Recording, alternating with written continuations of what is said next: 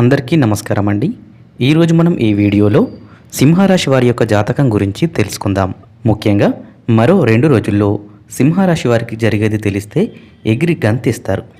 మరి ఈ సమయంలో వీరికి ఎలాంటి పరిణామాలు సంభవించబోతున్నాయి, వీరికి కలగబోయే శుభ అశుభాలేంటి అనే వివరాలను ఈ వీడియోలో మనం వివరంగా తెలుసుకుందాం. వీడియో నచ్చితే ఖచ్చితంగా లైక్ చేయండి. అలాగే మన ఛానల్ని కొత్తగా చూస్తున్న వారు వెంటనే సబ్స్క్రైబ్ చేసుకోండి. ఇక వీడియోలోకి వెళ్ళిపోదాం. ఇక ఈ రాశివారు నిరంతరం కూడా కష్టపడుతూనే ఉంటారు. ఎన్ని సమస్యలు వచ్చినా, ఎన్ని ఒడిదుడుకులు వచ్చినా సరే సుఖ జీవనానికి అలవాటు పడకుండా దూరంగా ఉంటూ మానసిక ప్రశాంతతతో ఓర్పుగా సంయమనంగా ముందుకు దూసుకుని వెళ్తూ ఉంటారు. చాలా పట్టుదల కలిగి ఉంటారు. ఏది చేయాలన్నా పర్ఫెక్ట్గా నీట్గా వీరు చేస్తూ ఉంటారు. అయితే వీరి యొక్క కోరికలు ఏవైతే ఉన్నాయో ఈ రోజున నెరవేరబోయే అవకాశాలైతే రాబోతున్నాయి. ముఖ్యంగా అదృష్టం వరించబోతుందని చెప్పవచ్చు. దైవానుగ్రహం పుష్కలంగా ఉండడం వల్ల అనుకున్నట్లు సాధించేంత వరకు కూడా వీరు నిద్రపోరు. ఇక వీరికి కష్టానికి తగిన ప్రతిఫలం అనేది దక్కబోతుంది. ఇక మరో 2 రోజుల్లో వీరికి ఒక చక్కటి శుభవార్త అందుతుంది. ఇక వీరు ఈ వార్తతో ఎగిరి గంతేస్తారు. వీరికి ఈ సమయంలో ఒక ఫోన్ కాల్ వస్తుంది. దాంతో ఒక శుభవార్త కూడా వస్తుంది. ఖచ్చితంగా మీరు ఆశ్చర్యపోతారు. ఎప్పటి నుంచో ఒక మీ ఫ్రెండ్, అంటే చిన్నప్పటి ఫ్రెండ్ కావచ్చు, మీ బెస్ట్ ఫ్రెండ్ కావచ్చు, లేదా మీ బంధువుల్లో ఎవరైనా కావచ్చు, అనుకోకుండా దూరంగా రావాల్సిన అవసరం వచ్చింది.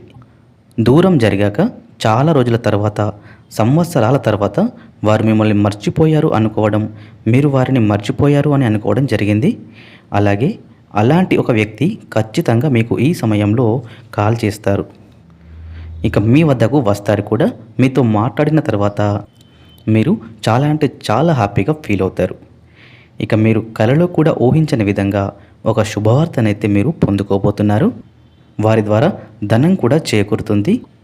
లేదా మీ సమస్యకు వారి రీతిలో ఒక పరిష్కారం కూడా దక్కవచ్చు. సమస్య ఏదైనా కావచ్చు, మానసిక సమస్య కానీ, శారీరక సమస్య కావచ్చు, ఇలా వారి వల్లే ఈ సమస్యకు పరిష్కారం దొరుకుతుంది. ఇక వారు మీతో సమయాన్ని అయితే కేటాయిస్తారు. ఇక మీరు ఒక గుడ్ న్యూస్ని అయితే వినబోతున్నారు. ఆ న్యూస్ విని మీరు చాలా సంతోషంగా ఉంటారు. ఇక ఈ రాశిలో జన్మించినటువంటి వారు మీకు ఎప్పటి నుంచో ఆస్తి తగాదాలు ఉన్నట్లయితే కనుక వాటితో పాటు ఎప్పటి నుంచో ఆస్తికి సంబంధించినటువంటి ఒక సమస్య అయితే మీకు ఉంది.